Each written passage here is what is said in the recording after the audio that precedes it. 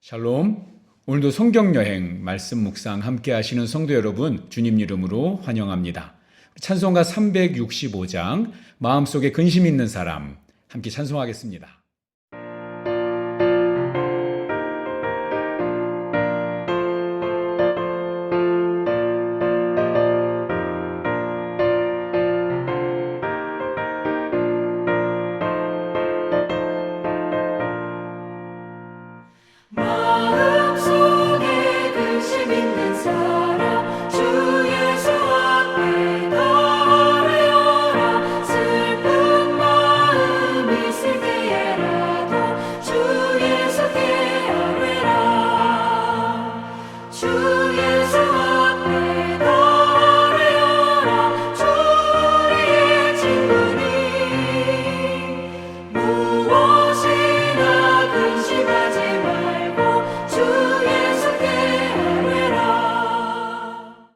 오늘 함께 나눌 말씀은 이사야 38장 1절에서 6절입니다.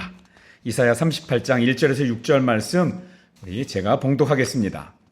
그때에 히스기야가 병들어 죽게 되니 아모스의 아들 선지자 이사야가 나아가 그에게 이르되 여호와께서 이같이 말씀하시기를 너는 내 집에 유언하라 내가 죽고 살지 못하리라 하셨나이다 하니 히스기야가 얼굴을 벽으로 향하고 여호와께 기도하여 이르되 여호와여 구하오니 내가 주 앞에서 진실과 진심으로 행하여 주의 목전에서 선하게 행한 것을 기억하옵소서 하고 히스기야가 심히 통곡하니 이에 여호와의 말씀이 이사야에게 임하여 이르시되 너는 가서 히스기야에게 이르기를 내 조상 다윗의 하나님 여호와께서 이같이 말씀하시기를 내가 내 기도를 들었고 내 눈물을 보았노라. 내가 내 수한에 15년을 더하고 너와 이 성을 아수르 왕의 손에서 건져내겠고 내가 또 이 성을 보호하리라. 아멘. 샬롬. 과테말라 사랑의 교회 모든 성도들 함께하는 성경 일독 여행 네 번째 코스 미래를 향한 여행 함께 하시는 여러분 환영합니다. 오늘은 이사야 37장부터 40장까지 말씀을 우리 함께 보게 되죠. 어제도 말씀드렸지만 이사야 36장에서 39장은 이스라엘 역사 중에 히스기야 왕에 대한 내용입니다. 열왕기하 18장에서 20장까지의 내용과 일치합니다. 오늘 본문은 특별히 열왕기하 20장에도 거의 똑같은 내용이 우리 기록이 되어 있습니다. 특히 그 시작 1절은 거의 똑같습니다. 차이가 있다면 열왕기하에서는 이사야의 역할을 조금 더 강조를 하고 있고요. 이 이사야서에서는 히스기야의 기도에 더 초점을 맞추고 있습니다. 어려움에 또 어려움을 더하는 그런 상황을 우리가 사자성어로 설상가상이라고 하죠. 눈이 내렸는데 그 위에 또 서리가 더 내리는 그러한 모습을 나타내는 말입니다. 그 예전에 난방도 안 돼 있고 그 추운 시절에 어려운 그 눈이 내려고 추운데 서리까지 잔뜩 내려서 밭에 있는 작물들이 다 죽어버리는 뭐 그런 상황이죠. 어려운 일들이 연달아서 또는 겹쳐서 일어나는 모습을 표현할 때 이런 단어들을 쓰죠. 뭐 설상가상, 뭐 엎친 데 덮친 격, 뭐 사면초가, 뭐 이런 여러 말들 있죠.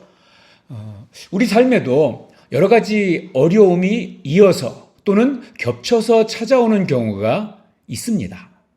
여러분의 삶 속에는 차마 누군가에게 털어놓지는 못하는 어려움과 또 어떻게 극복해야 될지 모르는 그 고난들이 있을 줄 압니다. 이러한 상황을 잘 이겨낼 때도 있지만 때로는 우리는 지쳐 쓰러져 있거나 또 때로는 하나님을 원망하기도 하는데요. 오늘 우리는 우리와 마찬가지로 이 설상가상, 엎친 데 덮친 격의 그런 상황에 빠져 있는 한 사람을 만나게 됩니다. 바로 히스기야 왕입니다. 오늘 히스기야가 이 설상가상의 어려움 속에서 어떠한 태도를 가지고 또 어떠한 모습을 보이고 있는지 함께 살펴보면서 여러 가지 고난들이 함께 몰려오는 우리의 삶 속에서 우리는 어떻게 해야 되는지를 한번 살펴보려고 합니다. 38장 1절을 보면 히스기야가 병들어 죽게 되었고 이사야 선지자가 히스기야를 찾아와서 이제 왕이 더 이상 살지 못할 것이니 가족들에게 유언을 남기라고 하나님의 말씀을 전하는 모습으로 시작이 됩니다. 가장 먼저 그때에라고 시작을 하는데요. 바로 이 그때에 대해서 여러 가지 의견이 있습니다. 근데 대부분 36장과 37장에 나오는 아수르 왕 사네립이 쳐들어와서 그래서 이스라엘이 큰 위기를 만났는데요. 우리가 아시는 것처럼 하나님의 천사를 보내주셔서 하룻밤 사이에 아수르의 그 대군 18만 5천 명을 다 몰살시켜 주시죠. 자, 그런데 이 36장과 37장에 나오는 이 아수르 왕 사네립으로 인한 이 위협이 아직 다 가시지 않은 존재하고 있는 그런 상황으로 이 37장에 묘사를 하고 있습니다.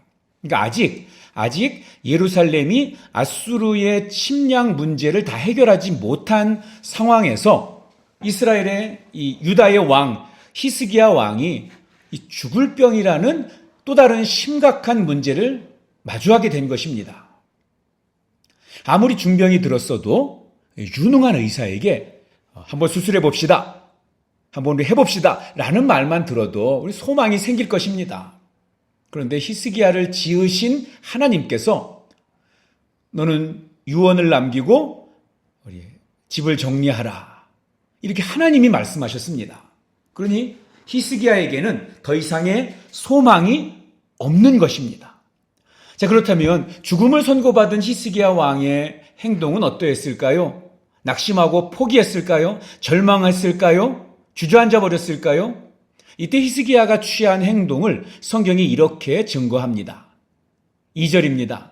히스기야가 얼굴을 벽으로 향하고 여호와께 기도하여 이르되. 히스기야는요, 기도했습니다. 절망적인 상황 속에서 히스기야 왕은 하나님께 기도했습니다. 전능하신 하나님께서 자신을 죽음에서 구원해 주실 수 있다라는 그러한 믿음이 있었기에 히스기야는 자신의 삶을 포기하지 않고 전능하신 하나님께 매달린 것입니다. 또 히스기야가 기도하는 자세에 대해서도 나오고 있는데요. 얼굴을 벽을 향하여 기도했다, 이렇게 말합니다. 이것은요, 오직 하나님만 바라고 하나님만 의지하겠다는 그런 히스기야의 태도를 보여주는 것입니다. 그가 왕입니다. 그러니 하나님이 나를 버리시면 내가 세상에서 좋은 그런 약들 구하고 외국에서 유명한 의사들을 초대하겠다라는 태도를 보일 수도 있는 그러한 신분입니다. 그런데요, 히스기야는 자기의 눈과 자기의 귀를 어지럽히는 주변의 모든 이야기들, 그런 모든 상황들에서 돌아서서 다른 세상적인 방법들에 대한 기대를 다 끊어버리고 오직 하나님 한 분만 바라보며 매달린 것입니다. 또 히스기야는요, 하나님 앞에서 진실과 전심으로 행한 것, 하나님 앞에 선하게 행한 것을 기억해달라고 기도합니다. 히스기야 왕은요, 성경에서 다윗 버금가는 왕이었습니다. 그가 왕이 된 후에 가장 먼저 한 일이 뭐냐면 이 유다 안에 있는 우상들을 다 정리하고 없앤 것이었습니다. 특별히요, 그러면 바알과 아세라 이방 우상들 뿐만 아니라 모세가 만들었던 놋뱀까지 없애버립니다. 여러분, 이 놋뱀은요, 이스라엘 백성들이 아직 광야에서 있을 때 하나님을 원망하다가 이 불뱀에 물려서 죽게 되었을 때 모세가 하나님의 말씀을 따라서 만들었던 그런 불뱀, 놋으로 된 불뱀입니다. 그리고 하나님께서 그때 그 놋뱀을 물린 자들은 그 놋뱀을 쳐다보는 사람은 다 나음을 잊고 생명을 얻게 해주셨습니다. 그리고 그 이후에 이 놋뱀은 그 하나님의 능력의 상징, 구원의 상징이었습니다. 그런데 이스라엘 백성들은요, 마치 그 놋뱀에게 신통한 능력이 있는 것처럼 착각하고 놋뱀을 마치 우상을 만들어버린 거죠. 이건 마치 영화에서 우리 드라큘라가 제일 무서워하는 게 뭐예요? 십자가를 내밀면 도망가잖아요. 여러분, 그렇게 생각하는 것과 마찬가지입니다. 그러나 여러분 우리는 분명히 알죠. 십자가의 그 모양이 능력이 아니라 진짜 능력은 무엇입니까? 십자가에 달리신 예수가 능력인 거죠. 그 놋뱀을 통해서 하나님께서 구원의 능력을 보여주셨는데 이 이스라엘 백성들은 하나님은 빼버리고 그 놋뱀에게 그 생명의 능력이 있다고 믿었고 그리고 그것을 지금 700년 동안 그 놋뱀 이후 모세 때부터 히스기야까지 700년 동안 그것을 우상처럼 섬겼던 것입니다. 그걸 히스기야가 없앴어요. 백성들의 반발이 심했겠죠. 이거 모세가 만든 건데. 근데 어떻게 히스기야가 그것을 없앨 수 있었을까요? 히스기야는 이 모든 일을 전심으로 하나님만 바라보았기 때문에 진심으로 선하게 이 일을 행할 수 있었다고 고백을 합니다. 여러분, 우리의 지나온 삶이 우리의 기도가 됩니다. 여러분의 살아가시는 그 삶이 하나님 앞에 기도가 된다는 것입니다. 전심으로 하나님 바라보는 삶이 진지한 기도, 능력의 기도를 만들어낸다는 것입니다. 또 3절 마지막 부분에 보면 이렇게 나오죠. 히스기야가 심히 통곡하니 죽음을 눈앞에 둔 한 인간으로서 왕의 신분, 체면 다 버리고 하나님 앞에서 어린아이처럼 울면서 간절히 기도한 것입니다. 이렇게 하나님 한 분만 바라보면서 간절히 기도하는 이 히스기야의 기도를 하나님께서 들으시고 응답해 주십니다. 하나님께서는 히스기야의 생명을 15년 동안이나 연장시켜 주십니다. 그리고 아수르의 손에서 건져주시겠다고 약속하십니다. 설상가상에서 그 눈도 다 녹여주시고 서리도 다 없애주십니다. 자신의 모든 문제가 한꺼번에 다 해결되는 순간이었습니다. 얼마나 기쁘고 감동했을까요? 어쩌면 고난 가운데 있는 사람들에게 지금 당신이 그렇게 괴로워할 게 아니라 기도해야 합니다. 기도해야 해결됩니다. 라고 말하는 것은 참 잔인한 일이 될 수도 있다고 생각이 됩니다. 하지만 이것은 하나님의 말씀입니다. 우리는 기도해야 합니다. 하나님께 매달려야 합니다. 세상으로부터 눈을 돌려서 오로지 하나님을 향하여 하나님 한 분만 바라보기를 소원합니다. 어린아이처럼 울면서 하나님을 붙드는 그런 우리가 되기를 바랍니다. 제가 참 좋아하는 오래된 복음성가가 있는데요. 가사가 이렇습니다.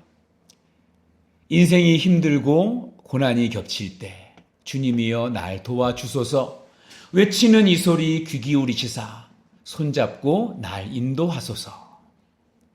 오늘 히스기야처럼 또 이 찬양의 가사처럼 하나님께 도와달라고 외치는 기도하는 우리가 되기를 주님의 이름으로 축복합니다. 기도하겠습니다. 하나님 아버지, 언제 망할지 모르는 절망스러운 그때에 히스기야는 하나님 앞에 무릎을 꿇었습니다. 자신의 생이 언제 마감할지 모르는 그때에 히스기야는 하나님께 기도했습니다. 이런 눈물의 기도가 우리의 기도가 되게 하여 주시옵소서. 또한 그러한 기도를 드릴 수 있는 진실과 전심, 선한 삶이 우리에게 있게 하여 주시옵소서.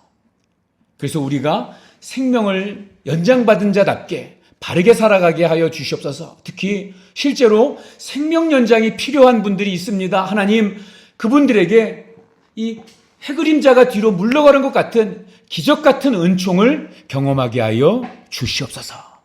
오늘도 그 걸음을 진실과 전심으로 걷게 하여 주시옵소서. 예수님의 이름으로 기도하옵나이다. 아멘. 오늘 읽으실 곳은 이사야 37장에서 40장까지입니다. 오늘도 하나님의 말씀을 통해서 하나님의 은혜가 우리 성도님들 위해 함께 하시기를